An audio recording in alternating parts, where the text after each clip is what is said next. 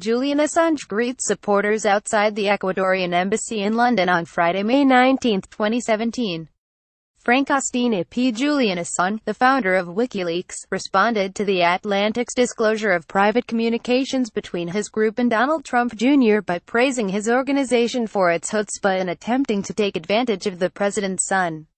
On Monday afternoon, my colleague Julia Ive reported on the direct messages exchanged on Twitter between WikiLeaks and Trump Jr. WikiLeaks attempted to convince Trump Jr. to promote the emails it had published, share his father's tax returns and, on Election Day, to challenge the U.S. election results. A few hours later, Trump Jr. confirmed the report by posting the chain of messages to Twitter, while downplaying its importance. Assange, for his part, insisted that his organization was merely attempting to solicit leaks. WikiLeaks appears to beguile some people into transparency by convincing them that it is in their interest, Assange wrote on Twitter on Monday.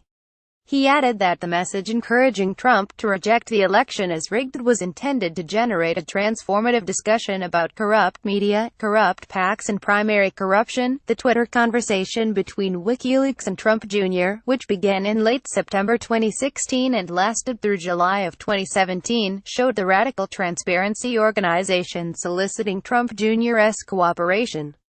It made requests of him multiple times, from asking him to share links to proposing that Assange be appointed Australian ambassador to the U.S. twice. The organization implored Trump Jr. to give it his father's tax returns, as well as his email conversations related to a 2016 meeting with Russian lawyer which Trump Jr. posted to his own Twitter account in July. Trump Jr. initially replied, but the messages disclosed on Monday include no replies after early October to WikiLeaks' increasingly bold requests. Some Democratic lawmakers dismissed the explanations proffered by Assange and Trump Jr. Connecticut Senator Richard Blumenthal wrote that the messages seem to indicate Pres. Trump's son was actively engaged and may have coordinated strategy with a known agent of the Russian government, WikiLeaks. He called on Senate Judiciary Chairman Chuck Grassley to subpoena Trump Jr.'s public testimony.